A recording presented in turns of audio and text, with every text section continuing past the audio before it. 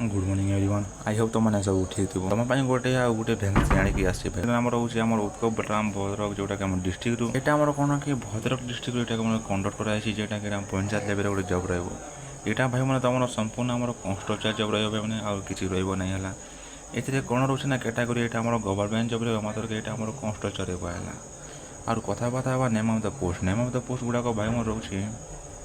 मुझे तुमको तो किसी कह ना मुझे तुमको गोटे स्क्वायर ब्रैकेट बुणी दूसरी है तुम से स्क्वायर ब्रैकेट तुम देखी दियो कौन कौन तार रोचे है तो यहाँ आमर पार्ट टाइम फुल टाइम भी रोचे भाई मैंने है एमती किसी ना जोटा कि manager coordinator social worker nurse part time doctor and एमती गुड़ाक तार किसी पदवी गुड़ाक मन रोचे है ये आमर आवेदन करवा तार प्रोसेसटा होने आप ऑनलाइन भी करेंगे ऑफलाइन भी करेंगे ऑनलाइन ऑफलाइन बहुत आपड़ करेंगे एथिरे आमर ओडिशा जिते भी कैंडिडेट गुड़ाक अच्छे से सब करेंगे किसी कहबार नहीं है आर लास्ट जो कथबार्ता हाँ लास्ट डेट भी मैंने आम 6 तारीख अच्छे है 6 आमर अक्टोबर 2026 जोटा आमर लास्ट डेट अच्छे मैंने है बहुत समय अच्छे बोली चले पाए मैंने एमती किसी ना यहाँ आम ओडिशा बाहर बोल बहुत मेल एंड फिमेल एप्ली करेंगे मैंने इन्हें किसी कहपारे बहुत मेल एंड फिमेल एप्ली करेंगे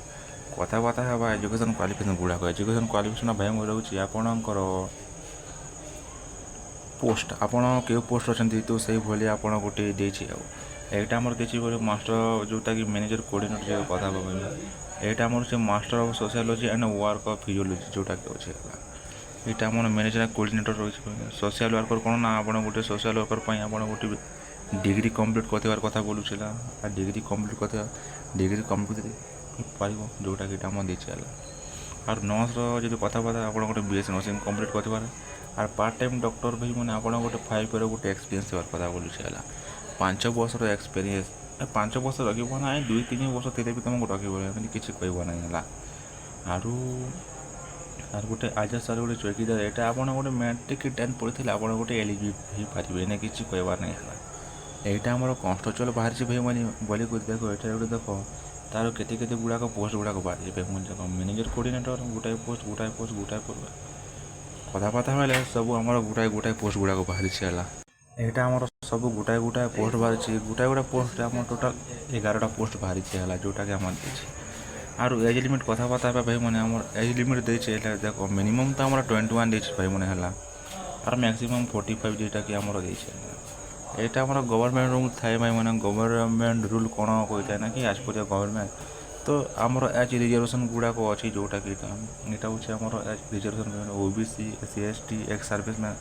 तो आप कास्ट पास आप गोटे एज रिजर्वेशनटा दिए आर कौन रोचे ना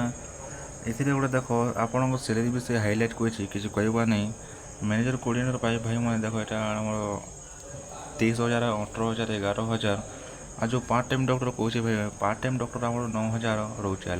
आर जो आम 10th आर तार 8 क्वालिफिकेशन मांगुला ना 10th आर 8 तो से पदवी गुड़ा कौन देखे ना से पदवी ता सैलरी गुड़ाक 7,000 8,000 पाखापाखि सब देखे है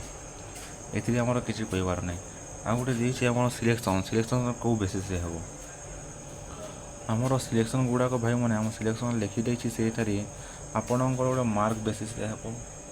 नुआ एग्जाम ओनली मार्क बेसिस आप गोटे इंटरव्यू कर डॉक्यूमेंटा वेरिफिकेशन कर डॉक्यूमेंटा वेरिफिकेशन करागले आप गोटे तो क्वालिफाई करते कौन करेंगे ना ये एग्जाम पैटर्न गुड़ाक देखिए एग्जाम पैटर्न छाण तुम गोटे मार्क बेसिस तो तुम इंटरव्यू लगे पढ़ापढ़ी कर सेटा ही लिखी आप सर्ट लिस्ट से छोटिया एग्जाम टाइप ऑनलाइन है ऑनलाइन एग्जाम देले आपन को सर्ट लिस्ट करा तेज आपको इंटरव्यू डाकिबी आईटा ही से लिखी है एप्लिकेशन फीस मैंने किसी लागू नहीं एप्लिकेशन फीस मैंने जो भी कास्ट है तो से कास्ट फ्री मेंशन कर दीजिए मुझे तुमको कहूना है जो भी कास्ट है सब कास्ट फ्री है और हाँ डॉक्यूमेंट वेरिफिकेशनटा हे ना से डॉक्यूमेंट भेरिफाई